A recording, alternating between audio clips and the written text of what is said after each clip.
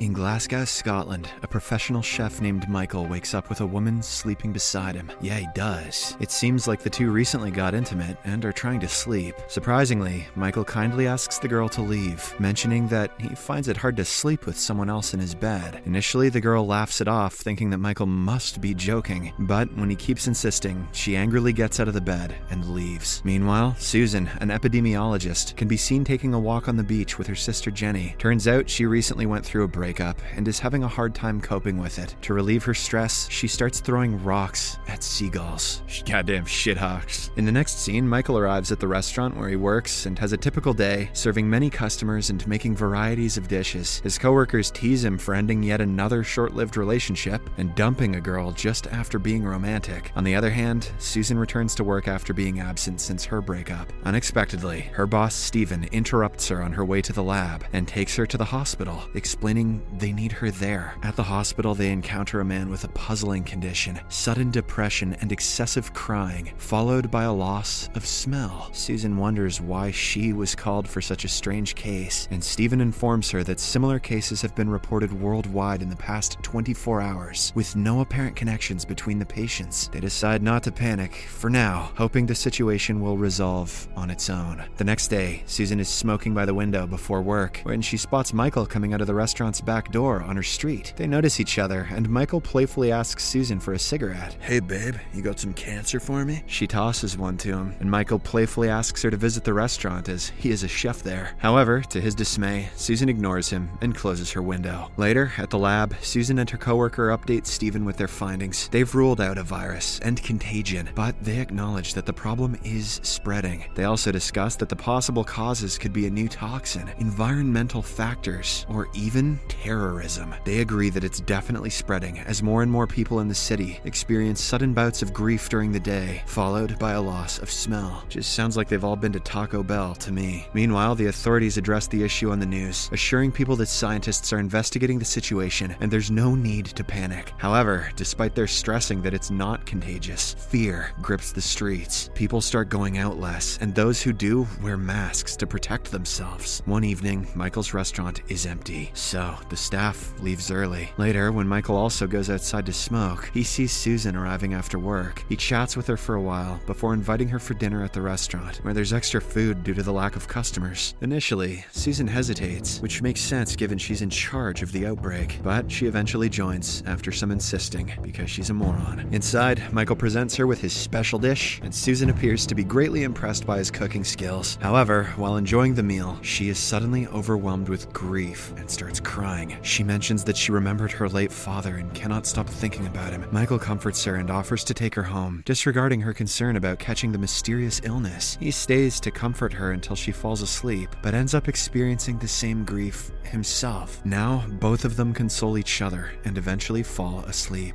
The following morning, Michael wakes up to greet Susan in the kitchen and gets to know that she has lost her sense of smell. Right then, he also takes a sip of tea and realizes that he can't smell either. Or maybe that tea is just silly British poo water and is weak. As they adjust to their new reality, Susan finds her work with animals easier without the smells. But at Michael's restaurant, they face challenges due to the loss of aroma in cooking. His coworkers then decide to intensify the flavors in food with more spices and condiments to compensate. However, they all lament the loss of memories triggered by scents. After some time, Michael arrives at Susan's apartment and asks her out on a date. At first, she shows no interest in his proposal, but eventually agrees to go on a walk with him. During the stroll, they encounter a violinist who uses music and leaves to evoke the feelings of smells and the memories they bring. This gives our protagonists a strange type of attraction toward one another. So, without wasting any time, they return to the apartment, get randy, and spend time together. Surprisingly, Michael, who does not like anyone sleeping on his bed, falls asleep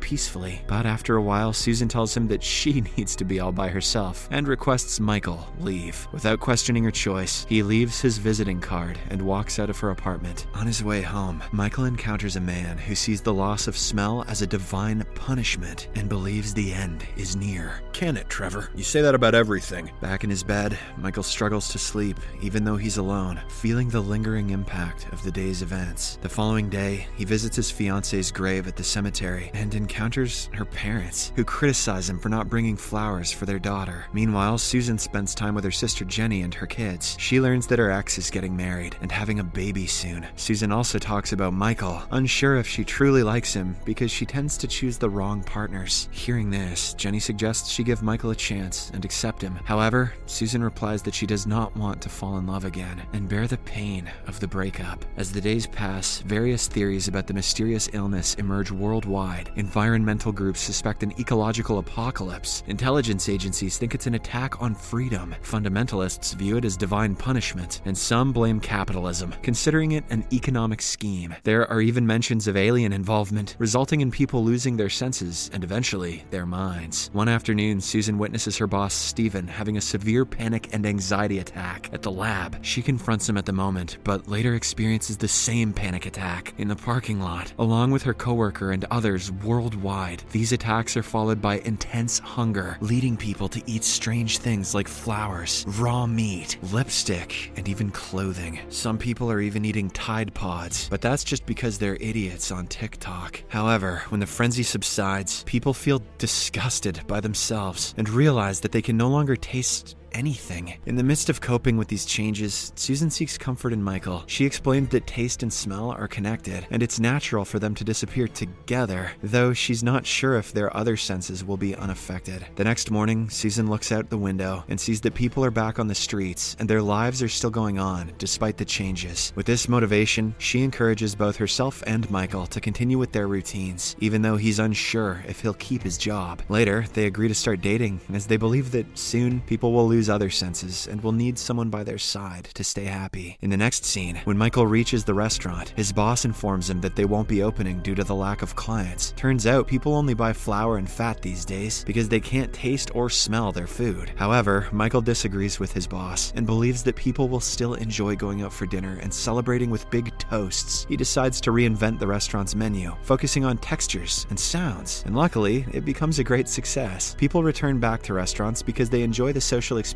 of being served and cherish food together with their dear ones. As the world adapts, other sensations replace taste, and there are more bands playing music on the streets. Some people resort to inhaling laughing gas for unconventional enjoyment. Nope, that's called a whippet, and dumbasses have been doing that for decades. Meanwhile, Michael and Susan spend most of their time together, finding joy in everyday activities like bathing and shaving. They even playfully taste soap and shaving cream just for the sake of it. During an evening of dancing, drinking, and smoking, Susan proposes a game called Make Me Special. She explains that the rules are simple. They have to share secrets no one else knows about them. She goes first and reveals that she strangely hates her sister's children because she herself is infertile. Oh. When it's Michael's turn, he confesses that he ran away from his sick fiancée in the past and wasn't even there for her at the time of her death. Because of this, he visits her grave regularly to cope with the guilt. Days later, the lab receives a video call from Thailand where a scientist reveals a new symptom, fits of rage, followed by loss of hearing. He himself demonstrates it on the call, and seeing this, Steven decides that it's time to panic. Soon people around the world start getting violent, and after their rage subsides, they realize that they have lost their sense of hearing. But despite all of this, people still find a way to continue with their normal lives. The UFC is going to boom. One day, Susan goes to work and hears important news. A baby was born with all senses intact, offering a potential source of antibodies. Meanwhile, Michael learns that the restaurant is being shut down due to an infected person on the 3rd floor. The council offers them a job to cook for the quarantined, serving pasta al dente, made from fat and flour. As the entire street gets sealed off, Michael waits for Susan and invites her to stay with him since she can't access her place. Susan agrees, but before heading to Michael's house, she pauses to soak in the sounds of the world